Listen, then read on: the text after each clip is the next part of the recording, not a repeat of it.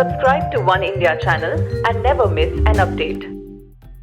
The remains of 215 children, including some as young as 3, have been found on the grounds of a former residential school in British Columbia of Canada. The grim discovery was made in the Kamloops Indian Residential School. It operated from the late 19th century to the late 1970s. The school was opened and run by the Catholic Church until the federal government took it over in the late 1960s. Between the years 1883 and 1996, Canadian authorities removed nearly tens of thousands of Indigenous children from their families and sent them to residential schools. Their languages and traditions were strictly banned, and students were often subjected to neglect and abuse.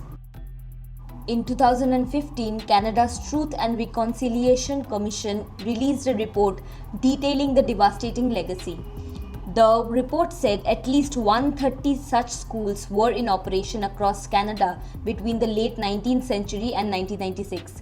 It added that at least 4,000 children died of disease, neglect, accidents, or abuse while at these schools. Canada's National Chief of the Assembly of First Nations, Perry Bellegarde, said Indigenous survivors have been saying this for years and have not been believed.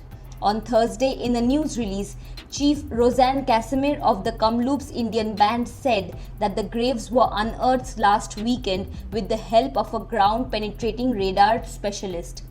They surveyed the site of what was once the Kamloops Indian Residential School.